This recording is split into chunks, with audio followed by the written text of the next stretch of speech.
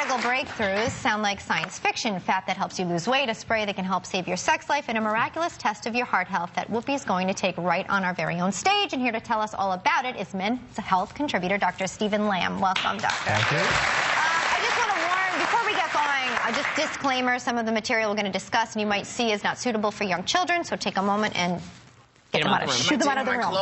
No. You never know what that test will entail. I'm going to start off by talking about brown fat. Now, this is something that researchers in the past, last week it was reported that adults have it. It was thought that only children had it, infants, correct? Right. But it was sort of like survival fat, I'd call it, right? What is it? Does it exist in adults? And does it actually help you lose weight? Right. Most of us have heard of white fat, either on your belly or in your organs. Not good. All fat, for the most part, is bad, except for this form of brown fat, which is really almost like a muscle. It's produced and found in little kids and infants, and we've discovered that it's also present in adults. Now, in little children, this brown fat burns a lot of calories, so it helps the baby prevent getting hypothermia. Remember, if a baby is cold, it can't actually get out of the crib and go somewhere. Yeah. So it's and their shivering mechanisms are normal. Right. But it's been discovered that this brown fat, which is concentrated along the spine, and you see along the adrenal glands, those little two round things,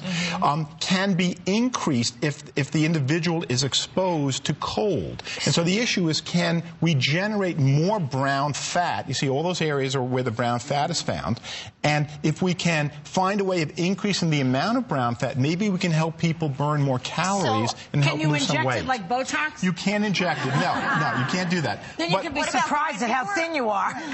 Before we go and sink ourselves into some ice tub, is this something that's been proven in humans? Wait, excuse me. Why aren't we doing that? If the thing to do is to be cold, is it better for us to leave our windows open at night and be cold? Is it better for us to live in a cold climate? That's a transition from science to clinical practice. Okay, so actually, a dress manufacturer tried to create this sense of being cold by cutting out the but doctor, the armpits in the back. What should we do now that we know this? If you lower the temperature in your room, and if you work outdoors, in the cold, you will generate more brown fat, and that may actually be helpful. Can this be a diet pill or something? Brown fat? It's not a pill, no. No, but you can actually generate more brown fat, and that's really what the scientists are trying to come up with. So if you live in a hot climate, you gain weight? Yes. You might, but here's the provision. People with cancer and people with hyperthyroidism also happen to have more brown fat. So you've got to really be able to temper this piece of information. The bottom line is you put the ceiling fan on, lower the thing down to 60 degrees because you're fighting hot flashes. That's how you can stay skinny. People tend to eat more in colder months too. So how are you going to combat that? The bottom line is we have within our own bodies an ability to burn more calories. If we can harvest this, we're in good shape. Okay, that's interesting. Okay, now I know you're really excited to tell us about this next medical hot topic. Now you say that you can predict a pending heart attack or stroke just by using a finger sensor. Now what's that? Traditionally we know that there are risk factors for heart disease, right? If you're a smoker, if you have high blood pressure, if you're overweight, if you have high cholesterol, a strong family history. But you know something? That's not enough, because there are a lot of people who have all those risk factors and you don't get heart attacks. And there are a lot of people who have none of those risk factors and get heart attacks. Yeah, but you're more apt to get it if you have those. It's called risk stratification. However, we now have a test that's produced by a company called Itamar. It's called the EndoPAT test. I've done over 200 in my office in the last 5 weeks because I think it's that important. It's for me, it's like garlic for a chef. It's that important a test. What it does is it measures how healthy the blood vessels are. If you're a smoker, if you're overweight, you have high blood pressure, you're ultimately going to injure your blood vessels. This determines the health and wellness of your blood vessels. Can you do something about it? You can. That's the whole point. And that's what's and it's dynamic. It'll change. The bottom line is, look, we've strapped her up to a little device. This is Whoopi this morning. There are two finger sensors on her index fingers, which is essentially just recording the flow of blood into her hands. Okay? So what? And you can see that on the monitor. You see, you see basically that the left and right hand has a certain amount of flow. Then I take a blood pressure cuff and I stop the blood from going into her left hand, and then I released it.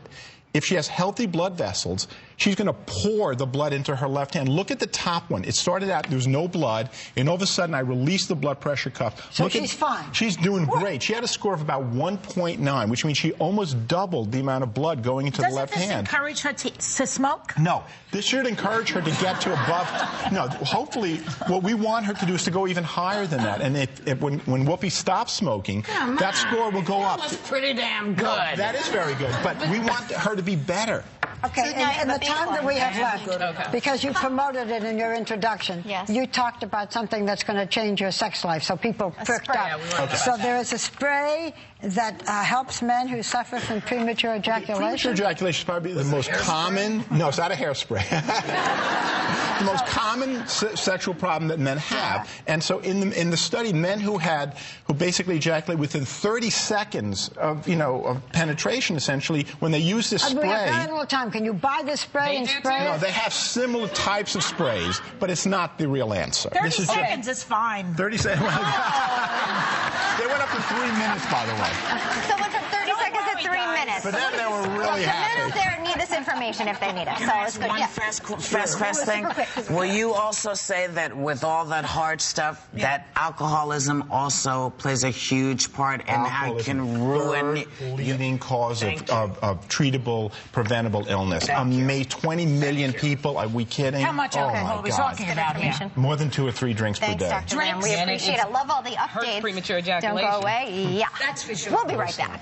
Thank you. Alcohol.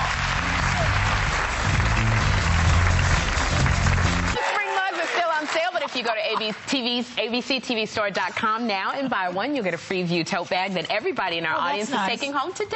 Okay, can I just say that as of now, I have gotten 2,975 tweets. I am overwhelmed. 2,975 tweets. Wait a second. I have over 10,000 yesterday. But you started yesterday. This is not a competition.